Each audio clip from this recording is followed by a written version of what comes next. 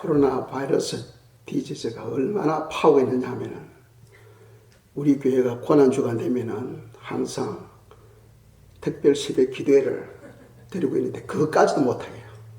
그러니까 엄청난 파워입니다. 예. 직장이 다 스탑되고 학교가 스탑되고 근데 이렇게 큰 능력을 본 적이 제가 없어요. 그런데 그 코로나 바이러스 뒤면에는 누가 역사하느냐 하는 것을 오늘 또 말씀을 통하여 저희들이 또 묵상하도록 하겠습니다. 다 아시는 것처럼 예수님의 보혈은 엄청난 권세가 되죠. 예수님의 피는 우리의 모든 죄를 깨끗게 씻기시고 또 우리 속에 있는 모든 질병도 치유하시고 또 우리 속 사람이 하나님의 형상으로 변화시키는 그런 역사를 바로 주의 보혈이 하는 거예요. 보혈. 그러니까 일반 사람들은 피하면은 죄만 씻기는 걸로 생각해요. 그렇지는 않습니다. 우리 속 사람의 변화도 예수님의 피가 다 하는 거예요. 그러니까 성도님들은 늘 기도할 때 예수의 피를 뿌려달라고. 예배를 드리는데 피 흘림이 없이는 제사함이 없다고. 피 흘림이 없는 예배는 하나님께서 안 받으십니다. 아벨이 제사를 드릴 때에 하나님께서 그 제사를 흠양할 수 있었던 것은 바로 피 제사가 있었기 때문이에요. 그렇다면은 오늘날 우리 예배에서 어떻게 예수의 피가 뿌려지느냐? 그것은 바로 어떻게 합니까? 우리 마음을 찢고 통회하며 회개할 때에 예수의 피가 뿌려지는 거예요. 오늘날 성도들이 회개를 안 합니다. 회개를 안 해요. 회개할 때 마음을 찢어야 돼. 강팍한 마음을 찢고 부르짖으며 주께 통곡하며 기도할 때에 그런 자를 찾아다니면서 하나님께서는 이마에 표를 주는 거예요. 표를. 표를 받은 영혼들은 저주가 임하지를 않습니다. 예. 엄청난 환난 때에도 저주가 임하지를 않아요. 그러니까 성도들은 표를 받아야 돼요. 표를 받으려면 이 환난 때 눈물을 흘리면서 마음을 찢으면서 애통하면서 기도할 때에 에스겔의 그 예언처럼 하나님께서 천사를 보내셔서 그들이 이마에 표를 찍는 거예요. 그래서 하나님께서 교회로부터 심판이 시작되실 때에 그런 영혼들은 그냥 넘어가 버리는 거예요. 예. 그러니까 예수의 피가 얼마나 엄청난 권세가 있는가를 우리가 알아야 됩니다. 또 배에 걸린 사람들은 부르짖으면서 기도해야 돼요. 주야, 주님은 모든 것을 다 할 수 있는 능력이 있사오니 주의 피를 뿌려주셔서 제 속에 있는 모든 질병이 다 떠나가게 해달라고. 그래서 우리가 믿음을 가지면은 코로나 바이러스 이건 아무것도 아니죠.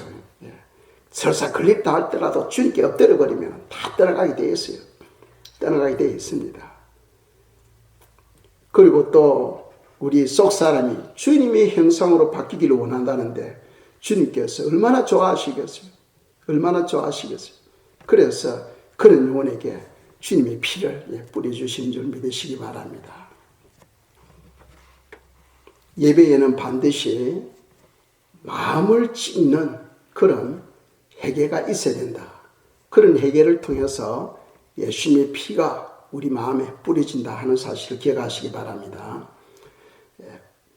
코비드-19 하면은 코로나 바이러스 디지즈 19, 즉 작년도에 이 병이 발생했다는 거예요. 그래서 19이라는 이름을 붙입니다. 약자로 코로나 바이러스 디지즈를 코비드-19 이렇게 지금 통용되고 있죠. 오늘도 그렇게 말씀을 하도록 하겠습니다. 지금 온 세계에 이 코비드-19이 지금 번져나가고 있죠. 번져나가고 있습니다.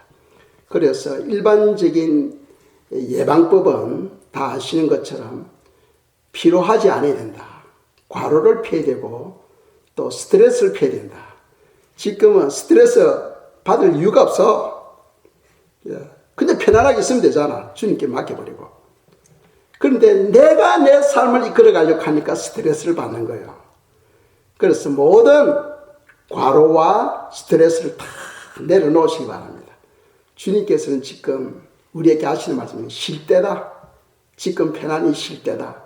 그런데 우리는 그냥 쉬면 안 됩니다. 이 기간 동안에 우리는 말씀 충만, 성령 충만 받는 그런 기회로 삼으셔야 되겠습니다. 그래서 스트레스나 과로를 피해야 되고, 두 번째로는 출입할 때마다, 문을 출입할 때마다 손을 씻으시기 바랍니다. 손을 씻으시기 바랍니다. 그리고 세 번째로는 면역성 있는 음식을 먹어야 된다 했죠. 도시 사람들은 햇빛을 잘 못 보니까 바이타민 D를 복용해야 되고, 또 비타민 C가 그 면역성에 좋다고 합니다. 그리고 여기다 하나 더 붙인다면은 마스크를 끼면 좋겠죠. 마스크는 나를 위해서보다는 남을 위해서입니다. 내 속에 지금 병이 있는지 없는지 모르잖아. 그러니까 남을 배려하는 차원에서 우리가 마스크를 끼면은 좋겠습니다. 근데 이제 이런 거는 일반적인 방법이고, 성경에서 말하는 또 특별한 방법이 있어요. 더 중요한 것이 있다는 거예요. 그것은 바로 하나님께서 우리에게 가르쳐 주시는 처방법입니다. 그것은 바로 하나님의 말씀을 받고 내 삶에 적용하는 거예요. 말씀을 받고 적용할 때에 어떠한 환난도 극복하는 줄 믿으시기 바랍니다. 왜? 말씀 안에 생명이 있으니까. 말씀 안에 생명이 있으니까. 그래서 성경은 그런 방법들을 계속해서 말씀하고 있잖아요. 방법들을 말씀하고 있어요. 그래서 다 아시는 것처럼 이 베드로 보세요. 예수님 물 위로 걸어오시는 걸 보고 주님이시거든 나도 물 위로 걷게 하소서 하니까 걸어라 하잖아요. 그러니까 주님의 그 말씀 붙들고 주님을 바라보면서 물 위로 걷다가 갑자기 시선이 파도를 향하게 됩니다. 시선이 파도를 향할 때에 바로 물속으로 빠져버려요. 오늘날도 마찬가지죠. 코로나 바이러스가 온 세상에 퍼져 있는데 코로나 바이러스 무서워 전염되면 안 돼. 그게 집착하게 되면 그게 붙잡혀요. 그게 붙잡힙니다. 거기에 집착하지 마시고 주님을 바라보시기 바랍니다. 주님을 바라보시기 바랍니다. 베드로가 주님을 바라볼 때는 물 위로 걸었는데 주님을 안 바라보고 시선이 파도를 바라보니까 파도 속으로 빠져버린 거죠. 오늘날에도 마찬가지입니다. 하나님의 말씀이 그렇게 가르치고 있어요. 주님을 바라보면은 그 밑에 바이러스가 있던 또는 불뱀이 있던 그게 무슨 상관이 있어?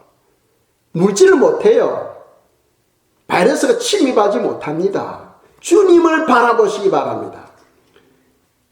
파수꾼이 밤새도록 지킨다 할지라도 여호와께서 돌보시지 아니하시면 그 모든 것이 허사라고 되어 있잖아요. 내 힘으로 내 방법으로 나는 코비드-19에 걸리면 안 돼. 내가 나를 지켜야지. 그건 어리석은 거예요. 하나님께 맡겨요. 하나님께 맡길 때 하나님께서 지켜주시는 줄 믿으시기 바랍니다. 예, 이거는 성경이 그렇게 말씀하고 있으니까 신자가 하나님의 말씀을 버린다면 그건 믿음이 아니죠. 믿음의 근거는 하나님의 말씀이에요. 믿음의 근거는 우리 말씀을 붙들고 나가는 그것이 바로 믿음이라는 거예요. 그걸 잊어버리면 안 됩니다. 그러니까 성도들이 믿음이 있느냐 없느냐는 평소 때는 몰라. 환난 때 다 알게 됐어.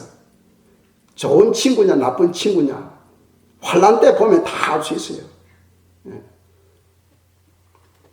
우리가 그런 것을 깨달아야 되겠죠.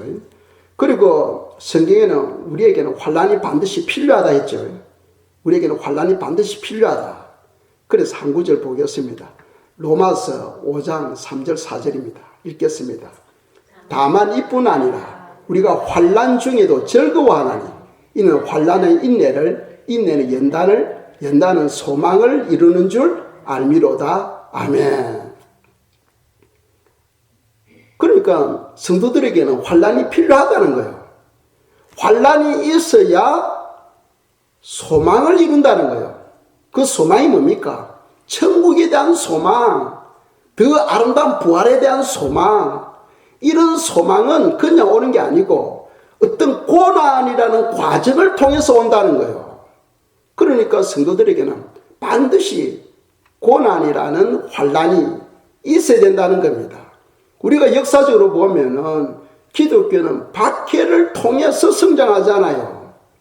박해를 통해서 성장해요. 박해가 없으면 신앙이 다 죽어버려요. 그래서 환난은 인내를 낳고 인내는 연단을 낳고 연단은 소망을 낳는다. 이 성도는 소망을 가져야 돼요. 그 소망은 환난을 통해서 얻게 된다는 거예요. 그래서 우리가 환난 중에 어떻게 됩니까? 즐거워하고 기도하고 깨 있어야 되는 거예요. 그것이 바로 성도라는 거예요. 그래서 믿음이 없으면 어떻게 됩니까? 불안하죠. 염려하죠. 좌절하죠. 절망합니다. 그러나 믿음이 있으면요, 어떤 반응을 하게 됩니까? 하나님의 뜻이라면은 죽음조차도 좋습니다.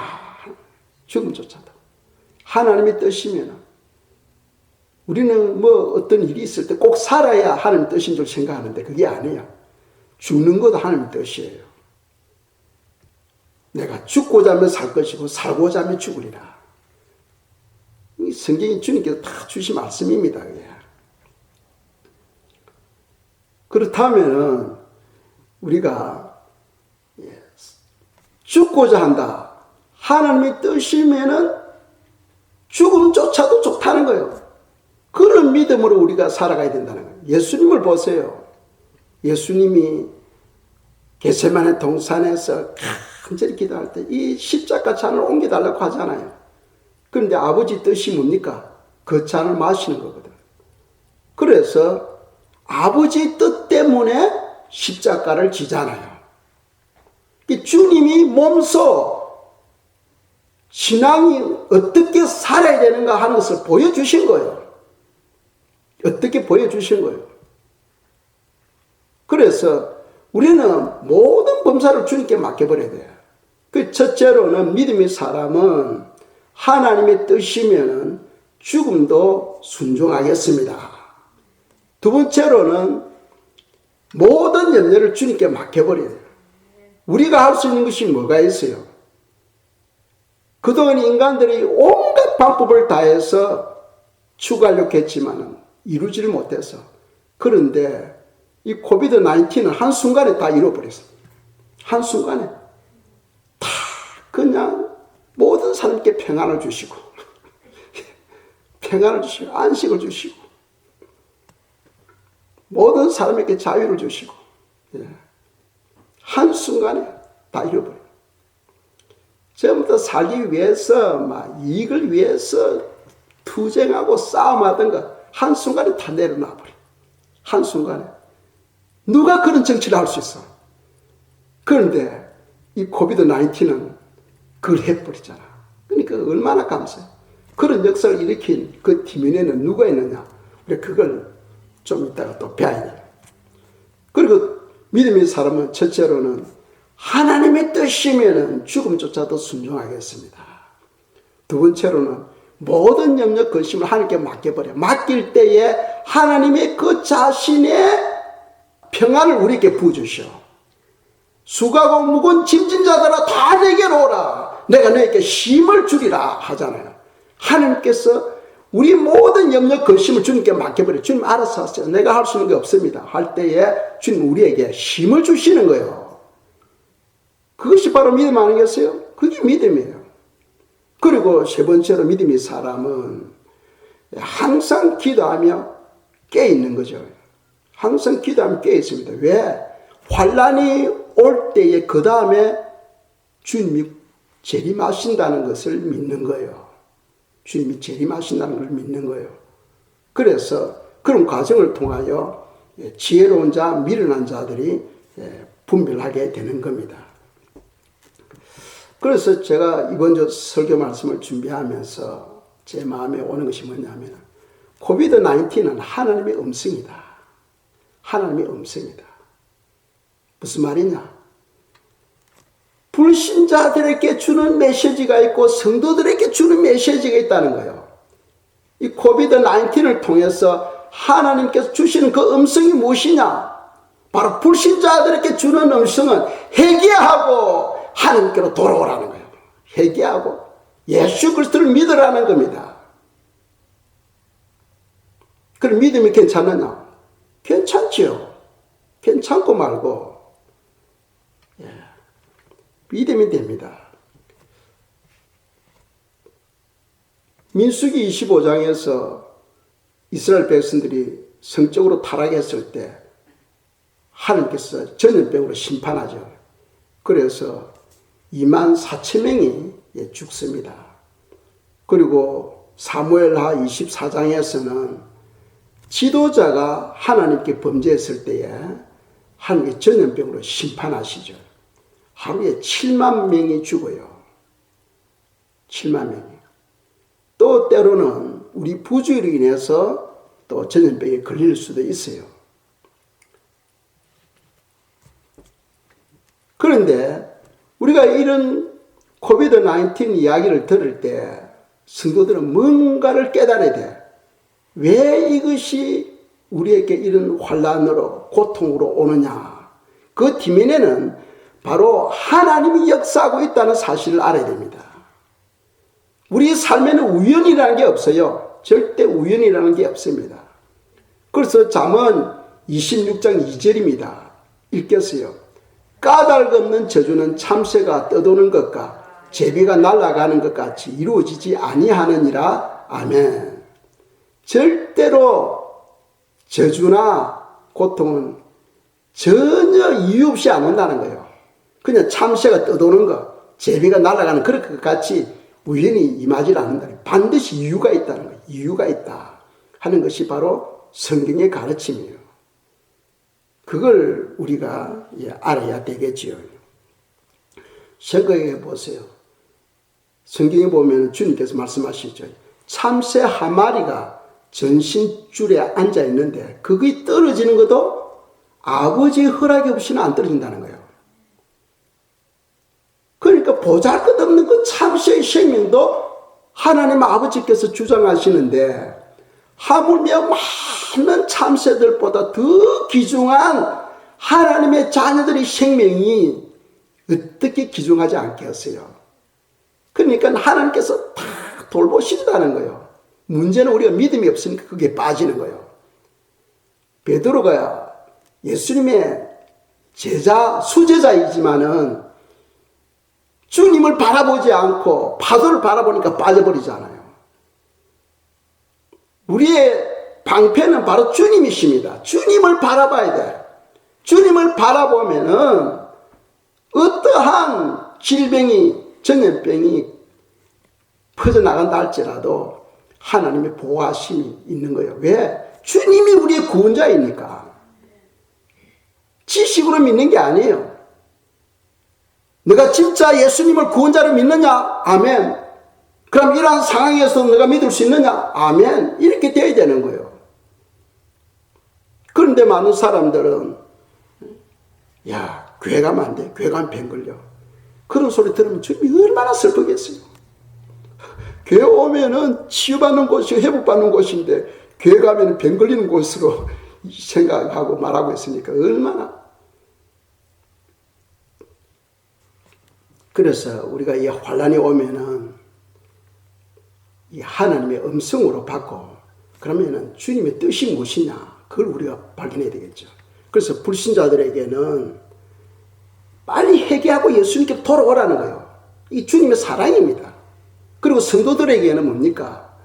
주님만 바라보라는 거예요. 다른 걸 바라보지 말고 주님만 바라보라는 거예요. 주님만 바라보면 된다는 거예요.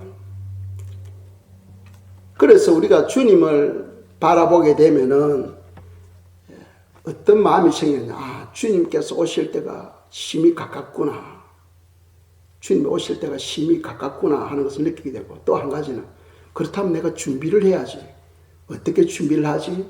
일단 기도로서 준비하자 하고, 지금 많은 사람들은 기도에 대해서 이야기할 때 이유가 다 있어요. 저는 너무 바빠요. 저는 너무 피곤해서 기도 못해요. 저는 이것 해야 되고 저것 해야 되고요. 그런데 주님께서 이유 달지 못하도록 하기 위해 가지고 다 일손노토로 만들어버리잖아. 일손을 다 노토로 만들어버리잖아. 그동안 바빠서 못한 지금 바쁠 때도 아니에요. 다 지금은 성도들이 말씀 충만, 기도 충만 할 때다 하는 것을 성경 우리에게 말씀하고 있어요. 그래서 다 아시는 것처럼 마태복음 25장에 보면은 지혜로운 처녀, 미련한 처녀 이야기 나오잖아요. 지혜로운 처녀는 언제? 환난 때 기름을 준비한 거예요. 미련한 처녀는 이런 이유 저런 이유 되면서 결국은 기름을 준비하지 못한 거죠. 그런데 다 하나님의 백성이지만, 천국 백성이지만 누구만 휴거에 참여합니까? 지혜로운 자만 참여해요. 그래서 우리가 이런 환난이 올 때 우리 미련한 자 편에 속하면 안 돼. 지혜로운 자의 편에 서서 기도하고 준비해야 되는 거예요. 그것이 바로 지혜로운 자지. 아모스 8장 11절입니다. 읽겠습니다. 주 여호와의 말씀이니라. 보라, 날이 이를지라. 내가 기근을 땅에 보내리니 양식이 없어 주림이 아니며 물이 없어 가람이 아니요 여호와의 말씀을 듣지 못한 기갈이라. 아멘. 이 아모스는 예수님 오시기 750년 전의 사람이요. 그런데 이 말세 때 일어날 일들을 지금 예언하고 있는 거죠. 말세 때 기근이 온다는 게 물이 없기 때문에 기근도, 음식이 없기 때문에 기근이 아니고 말씀 없는 기근이다. 지금은요, 사람들이 대부분의 교회들이 그냥 동영상으로 예배를 드린다 하잖아요. 온라인으로 예배를 드린다 하잖아요. 물론 최악의 경우에는 그것도 예배라고 할 수 있겠죠. 그러나 우리가 예배에 대한 방법을 지난주 말씀드렸잖아요. 가인과 아벨의 그 비유를 통해서 말씀드렸어요. 강단에 서서 말씀을 전가할 때 하나님의 은혜가 느끼면서 그것이 은혜가 나가는 것을 제가 느껴요. 그게 올바른 생명이 있다는 거예요. 생명이. 그 여호와의 말씀을 듣지 못한다는 거예요. 이 생명의 말씀을 듣지 못한다는 거예요. 그런데 11절 보세요. 이런 기근을 누가 보낸다고 되어 있어요? 그 보면 내가 기근을 땅에 보내리니 했잖아요. 하나님이 보내는 거예요. 하나님이 역사하는 거예요. 뭐 우한에서 실험실에서 뭐 실수를 해가지고 저거 실수하든 뭐 고의를 하든 간에 다 하는 그 뒤면에서 역사하시는 거예요. 왜? 이 세상에 성적으로 타락하고 국가 지도자들이 하나님께 범죄하고 하니까 하나님께서 해초리를 들게 하시는 거죠. 그래서 우리가 이런 참 환경이 오면은 두려워하고 염려하며 우리가 살아야 되겠습니다. 이번 주간에는 고난 주간이죠. 이번 주간은 고난 주간입니다. 예전 같으면은 반드시 특별 시비 기도해 하는데 이 코비드-19이 얼마나 파고 있느냐 하면은 그동안 쭉 해오던 특별 시비 기도도 중단하게 하고 그렇습니다. 그렇지만 이제 스스로 음식을 먹는 그런 훈련을 가지셔야 돼요. 스스로 집에서 기도하고 말씀 읽고 하는 그런 스스로 음식을 취하는 그런 훈련이 있어야 되겠습니다. 그리고 다음 주일에는 부활절 예배. 부활절 예배는 10시에 우리가 밖에서 할 겁니다. 성찬식도 있어요. 그걸 위해서 기도해 주시고 또 일기를 위해서 기도해 주시길 바랍니다. 고난과 부활이 얼마나 중요하냐. 고난이 있는데 부활이 없으면 그는 반쪽짜리 구원이죠. 예수님이 죽으신 걸로 끊어버리면 다른 사람과 다를 바가 뭐가 있어요. 살아나야 구원을 완성하는 거예요. 그래서 부활절은 성도들에게 엄청난 축복이다 하는 것을 우리가 아셔야 되겠습니다. 오늘 본문 말씀 보면은 마태복음 27장 19절에서 31절 읽겠습니다. 가시관을 엮어 그 머리에 씌우고 갈대를 그 오른손에 들리고 그 앞에서 무릎을 꿇고 희롱하여 이르되 유대인이 왕이여 평안할지어다 하며 그에게 침 뱉고 갈대를 빼앗아 그의 머리를 치더라. 희롱을 다 한 후 홍포를 벗기고 도로 그의 옷을 입혀 십자가에 못 박으려고 끌고 나가니라. 아멘. 참 이걸 보면은, 이걸 읽으면은 우리가 여러분들 무엇을 느낍니까? 첫째로는 예수 그리스도의 그 겸손을 우리가 볼 수 있잖아. 세상에서 가장 큰 역사, 가장 큰 기적이 어떤 기적입니까? 하나님이 인간으로 오신 거예요. 하나님이 인간으로. 그것보다 더 큰 기적은 없어요. 그래서 하나님이 인간으로 오시고, 인간으로 오신 하나님이 자기가 만드신 창조한 피조물에 의해서 엄청난 고통을 당하시잖아. 머리에는 가시 밀류관. 우리 집에 텐자나무가 있어요. 가시가 한 이만해 5cm, 길이가 5cm 정도 돼요. 평균 5cm. 이런 걸 엮어가지고 씌워봤어요. 얼마나 아프겠어요. 그리고 그 앞에서 희롱하고 네가 왕이지 하면서 그 앞에 무릎 꿇고 웃으면서 희롱하고, 그리고 침 뱉고 머리를 치고. 그 군병들이 왜 그렇게 합니까? 지금 예수 그리스도가 어떤 분인가를 모르기 때문이에요. 영적인 눈이 가려져 있기 때문에. 영적인 눈이 가려져 있기 때문에 예수님이 어떤 분인가를 모르는 거예요. 그러니까 사람은 여기 눈이 열려야 돼요. 여기 눈이 열려야 돼요. 예수님이 어떤 분인가를 모르니까 오늘날에도 마찬가지야. 많은 사람들이, 정치인들이 예수님이 어떤 분인가를 모르니까 기독교를 탄압하는 거예요. 기독교를 탄압해요. 그리고 예수님을 믿는 그리스도인들이 어떤 존재인가를 모르니까 성도들을 탄압하는 거예요. 우리가 믿는 하나님은 만왕의 왕이시거든요. 만왕의 왕. 그분이 우리 아버지면 우리는 왕자요, 공주들입니다.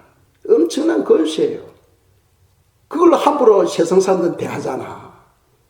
그러니까 장차 올 하나님의 심판이 그들은 두려워해야 돼요. 장차 올 하나님의 심판을 그들은 두려워해야 돼요. 그런데 영의 눈이 가려져 있으니까 오늘 본문에 나오는 군병들처럼 그걸 모르는 거예요. 그냥. 너무나 불쌍해요. 너무나 불쌍해요. 마음에 사단의 불 화살을 맞아서 깨달지를 못하는 거죠. 이미 마음이 죽어버렸어요. 우리가 구원자가 되려면, 예수님이 구원자인데 구원자가 되려면 조건을 갖춰야 되죠. 성경의 말씀에 의하면. 첫째로는 다윗의 후손에서 태어나야 되고, 또 베들레헴에서 태어나야 되고, 처녀 몸에서 태어나야 되고, 나무에 매달려 죽으셔야 돼요. 적어도 그 네 가지 조건을 갖춰야 돼요. 그런데 그런 조건도 하나도 없는 영혼들이 내가 메시아다, 내가 구원자라고 떠들고 있으니, 그러니까 속일 수 있는 것은 그만큼 사람들이 무식하니까 사람들을 속일 수가 있는 거예요. 그런데 성경을 읽으면 속을 수가 없어. 성경을 읽으면 속을 수가 없어요. 구원자는 예수 그리스도 그분밖에 없다는 사실을 여러분들이 믿으시기 바랍니다. 신천지에 빠지는 영혼들이 불신자들이 안 빠지고 예수 믿는 사람들이 대부분 다 빠져. 왜? 예수님을 믿는데 말씀이 없으니까 빠져버린 거예요. 말씀이 없으니까. 말씀을 바로 알면은 빠지질 않죠. 사단이 하와를 속일 때 하와가 그런가 하노라 하고 확실하게 말을 하지 못하니까 뱀이 속이잖아요. 그 우리가 성경을 읽고 확신하는 그런 믿음을 가져야 되겠습니다. 그리고 우리가 이 고난중을 통하여 십자가를 우리가 또 생각하지 아니할 수 없어. 예, 주님께서 십자가에 매달리셨어. 왜 십자가에 매달렸는가? 십자가에 매달렸어. 우리가 십자가, 교회마다 십자가 다 있잖아요. 십자가를 바라볼 때 적어도 세 가지는 우리가 알아야 됩니다. 첫째로는 하나님의 사랑이에요. 하나님의 사랑. 왜? 우리 힘으로는 죄 문제를 해결하지 못하니까 모든 사람이 죄를 범하였음에 하나님의 영광에 이르지 못한다 되어 있어요. 그러니까 이 죄 문제를 해결할 수 있는 유일한 방법은 죄 없는 사람이 그 죄를 대신 짊어져야 돼요. 그런데 모든 사람이 죄인이니까 죄 없는 사람이 없는 거예요. 그래서 하나님은 독생자 예수님을 사람으로 보낸 거예요. 하나밖에 없는 외아들을 사람으로 보내주신 거예요. 그러니까 그것이 바로 하나님의 사랑이에요. 하나님의 사랑. 그래서 한 구절 보겠습니다. 로마서 5장 8절입니다. 읽겠어요. 우리가 아직 죄인 되었을 때에 그리스도께서 우리를 위하여 죽으심으로 하나님께서 우리에 대한 자기의 사랑을 확정하셨느니라. 아멘. 예수 그리스도를 우리에게 보내주심으로써 하나님의 사랑을 보여주셨다는 거예요. 얼마나 우리를 사랑했으면은 외아들 예수님을 이 땅에 보내시고 그 죄를 담당하게 하셨다는 거예요. 여러분들 그렇게 할 수 있겠어요? 만약 외아들이 있는데 다른 사람을 살리기 위해서 여러분 아들을 갖다가 제물로 바칠 수 있겠어요? 남은 주기도 그렇게 못하지. 그런데 하나님은 그렇게 했다는 거예요. 왜? 우리를 너무 사랑했기 때문에. 외아들도 사랑하지만 우리도 너무나 사랑했기 때문에 하나님께서 그 방법을 선택하셨다는 거예요. 그러니까 우리가 십자가를 볼 때 하나님 아버지 사랑을 우리가 깨닫고 사랑을 발견해야 돼요. 그리고 두 번째로는 예수 그리스도의 희생입니다. 예수님이 사람을 오셔가지고 나는 십자가를 못 지겠습니다 하면 안 되잖아. 그런데 우리를 살리기 위해서 그 엄청난 고통의 십자가를 지셨다는 거예요. 베드로 전서 3장 18절입니다. 읽겠어요? 그리스도께서도 단번에 죄를 위하여 죽으사 의인으로서 불의한 자를 대신하셨으니 이는 우리를 하나님 앞으로 인도하려 하심이라. 육체로는 죽임을 당하시고 영으로는 살리심을 받으셨으니 아멘. 우리를 하나님 앞으로 인도하기 위해서 그분이 우리의 그 모든 죄를 짊어지시고 나무에 매달리셔서 그 죄값을 담당해 주셨다는 거예요. 엄청난 희생이죠. 이 땅에 수십 많은 영혼들이 있는데 우리를 위해서 죽음에까지 자기 죽음까지도 드리면서 우리를 구원해 주신 분이 어디 있어요? 모하메드가 그랬어요? 공자가 그랬어요? 석가모니가 그랬어요? 누가 그랬어요? 아무도 없지. 그러나 오직 예수님은 우리를 살리기 위해서 우리 죄를 짊어지고 나무에 매달려서 그 죄값을 치러주신 거예요. 그 이유는 우리를 하나님께로 인도하기 위해서, 하나님께로 인도하기 위해서 하셨다 하고 성경은 말씀하고 있어요. 그리고 세 번째로 우리가 십자가를 바라보면 하나님께 감사하는 거죠. 이 구원은 선물이잖아요. 그 에베소서 2장 8절입니다. 읽겠어요. 너희는 그 은혜에 의하여 믿음으로 말미암아 구원을 받았으니 이것은 너희에게서 난 것이 아니요 하나님의 선물이라. 구원은 우리 힘으로 만들 수가 없어. 우리가 어떻게 하나님을 인간으로 오게 하고 또 우리 죄짐을 지고 죽게 할 수 있겠어요? 그건 못하지. 그건 하나님만 할 수 있어요. 그러니까 구원은 우리 힘으로는 할 수가 없는 거예요. 할 수가 없는 것을 하나님이 이루어주신 거예요. 우리가 할 수 있는 것은 그냥 그분을 믿기만 믿으면 돼. 그분이 내 죄를 지시고 죽어주셨다는 걸 믿기만 믿으면 돼. 그 믿는 것이 바로 그분의 그 피공로를 내 마음에 받아들이는 거죠. 그래서 구원은 하나님의 선물이다 하고 되어 있어요. 하나님의 선물이다. 그러니까 우리에게 그런 구원의 선물을 주셨으니까 우리는 어떻게 해야 됩니까?